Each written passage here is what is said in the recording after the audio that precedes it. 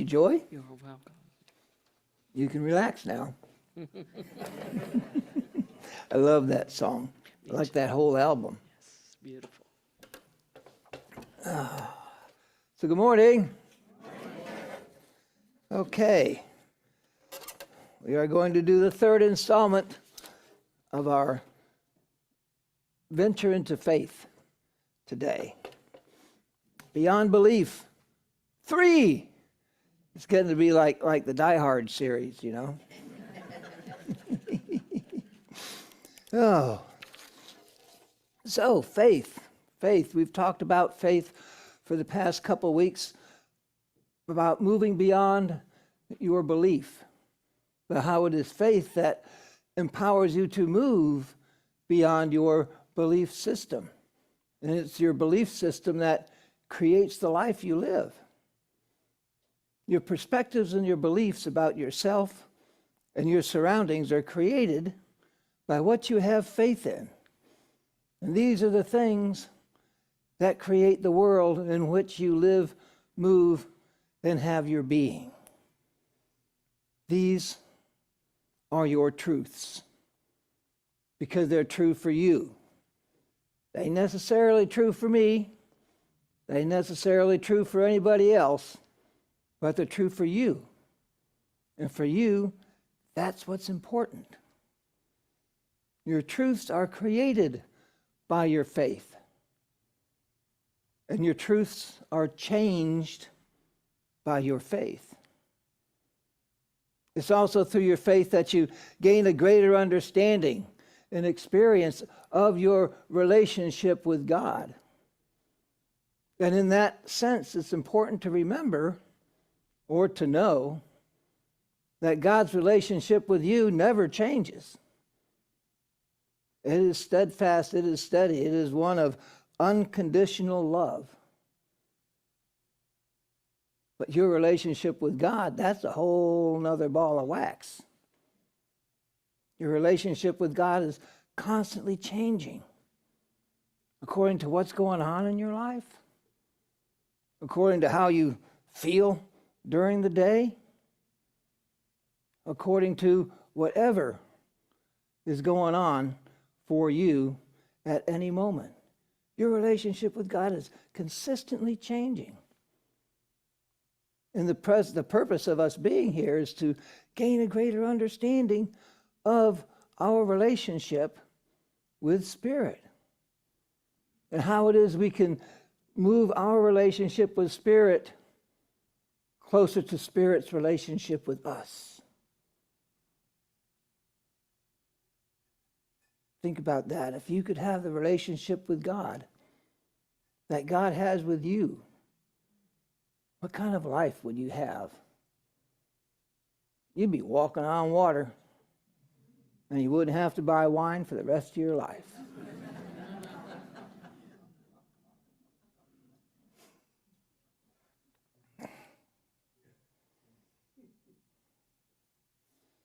We've seen that it is the light and love of Spirit which brings the potential for a new experience of God's good to the doorstep of your life.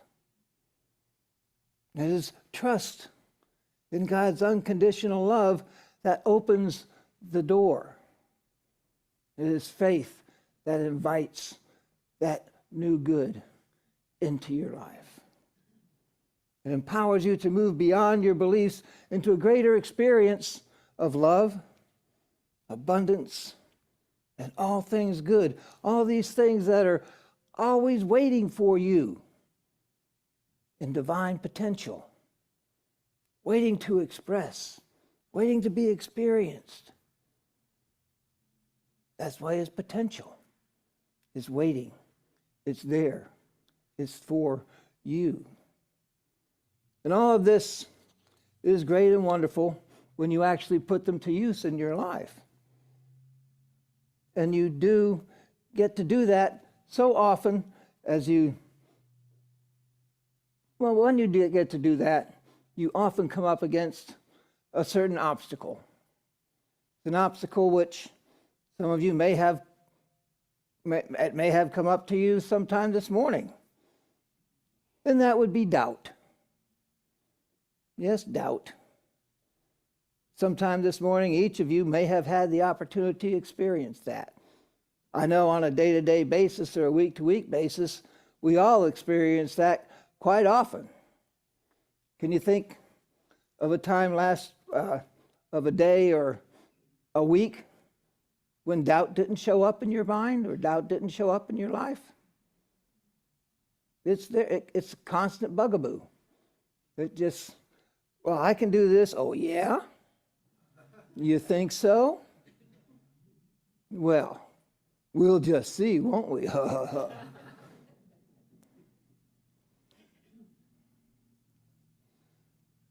First off, I like to say that doubt is not a bad thing. Not a bad thing. We tag it as negative quite often, but actually it's not a negative thing. It's a neutral place. Doubt is a neutral place in the thought process. Doubts are a pause. It's a pause that in the thought process that allows you an opportunity for discernment. Think about that. Doubt is a pause that allows you opportunity for discernment. Discernment as to what your belief system is telling you about whatever it is that's being presented. It's your doubts that brought you here today. It's your doubts that were the beginning of your journey in spirit, which brought you here to experience an alternative teaching as to how spirit works in your life. I know that's what brought me here. I was born into a certain spiritual teaching, and after a while, I had my doubts. And it took a while. It was a roundabout route. I went through different things, different studies, and I wound up in unity because it matched what I believed here. My first day at a Unity church, I think I've mentioned it before, I was gobsmacked because Les Saunders was up there talking about things I had never told anybody. It's things that I believed, ways that I thought that spirit worked, but I never mentioned it to anybody. And here that man was saying what I believed in my heart. And I knew that I was home. Hadn't been an easy peasy home to be in all the time, because Unity teachings ran up against my belief system. And I had to change my belief system, which ain't easy. And we usually don't like it at first, because in order to change your belief system, you have to make yourself at least a little bit uncomfortable. You have to lay down what you thought was true, or you have to lay down what you believed to be true, and be open to another idea, and to pick up a basic idea and incorporate it into who you are and how you are. Incorporate it into how you think, into how you relate to people, into how you relate to life. Changing your belief system is a big deal, even with one belief. It's a big deal. And if you're changing the whole way that you relate to the world, it's a way big deal. But it's worth every step every step you take, because your world becomes better as you're able to release these things and move into a different idea that is closer to God's relationship with you. your life 100% guaranteed gets better.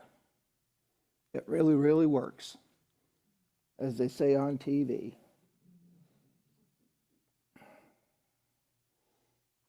It's your doubts that can open the way to a greater understanding of yourself and who you want to be. I say can open the way because that is up to you.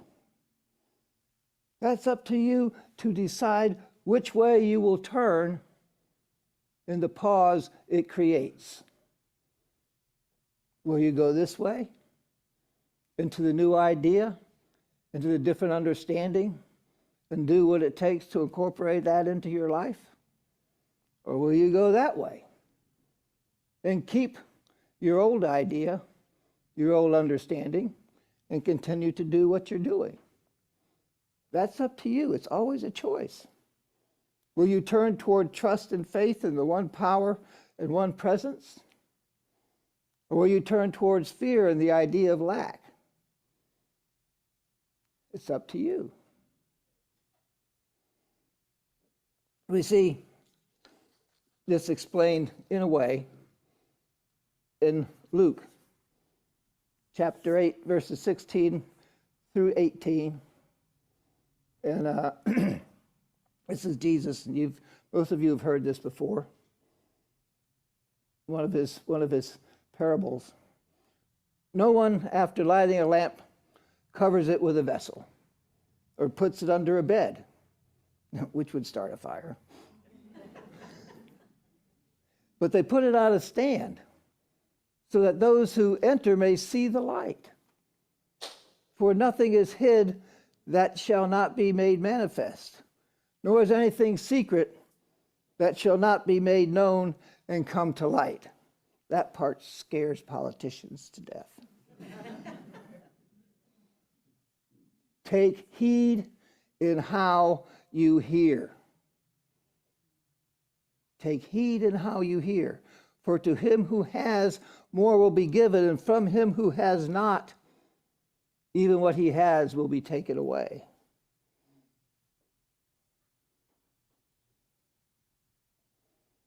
Take heed how you hear. Pay attention to how you listen. What are you listening for? Are you listening for a reason why you cannot do it?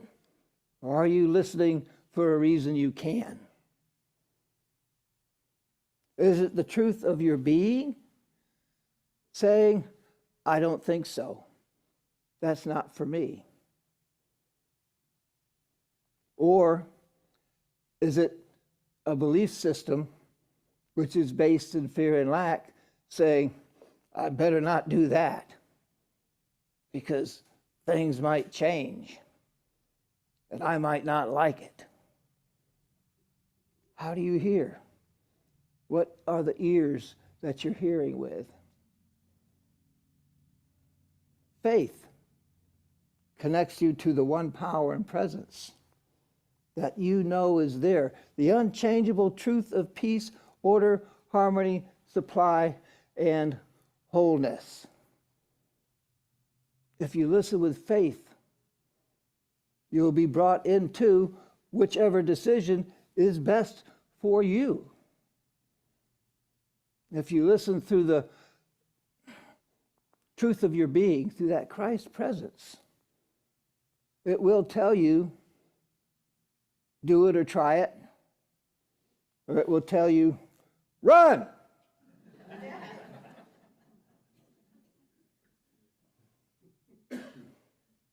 And there are times, I know there has been for me, when I thought, well, this seems like a good idea. I'm going to do it or try it. And it was lead balloon time. Did not work. Didn't work, no way, no how. It was a lot of trouble for seeming nothing. But it seemed like a good idea. But it was a good idea at the time, but not for the time. That happens quite often. a good idea at the time, but not for the time. When I talked about applying to ministerial school last week or the week before, when I first applied, I got turned down. And I spoke with, she was Debbie Tyson then, Deidre Price, spoke with her about it. She said, you have to remember that, I can tell you're going to be a minister, you're going into the program. But it's not just you who has to be ready. All of your classmates are going to be going through that program at the same time. You are all going to interact with each other to make this experience what it is that you all need to have in order to go out into the world and be ministers. So while you may be ready, and a dozen other people may be ready, there may be some who are not. So when you're all ready at the same time, it will happen. And the next year it did. And that made sense. Perhaps you are ready, but in whatever it is that's going to move into your life, if the other people that it is going to affect, if they are not ready, then perhaps it's not time. And perhaps it could sound like a good idea, but you need to know more, you need to be more, you need to understand more in order to gain a really good grasp of what this change is before you pick it up and incorporate it into who and what you are. So just because something doesn't work doesn't mean you chuck it. I tell people all the time in Unity teachings that if you don't like it, if it doesn't resonate with you, don't throw it away. Set it aside. Just set it aside. And one day you'll be able to pick it up and go, okay, yeah, I can see it now. That'll work. It's all your process. Discernment, trust, and doubt is part of that process. Change is inevitable. Sometimes you like it, sometimes you don't. It's faith that allows you to cope with the changes you don't like. And it's faith that allows you to move beyond your comfort zone into that greater reality, into that greater understanding of what the blessing of being human is. Think about that. We're working on gaining a greater understanding of what the blessing of being human is. And as humans, we are an adaptable bunch. That's why we're still here. That's why we all didn't become fodder for the lions and bears. We're adaptable. We're intelligent. We hope we're intelligent. We're able to discern and move through, move beyond, and move into the higher experience that is consistently waiting for us. One reason for that is the inner strength, which comes from that connection with the one power and one presence. It's your adaptability to something different which empowers you into your personal growth, into your spiritual growth, into the power and presence of who you truly are. It is your power of faith, first in your God and finally in yourself, that you facilitate life as something different, something new, something better than you ever thought it could be. This week, friends, pay attention to your doubts. Where are they coming from? Which way are they pointing you? And why? Using your faith, discern which way you're going to go. Knowing that whichever direction you take, God is there. And with God, all things are possible, and those greater possibilities could be right around the corner for you. God blesses you.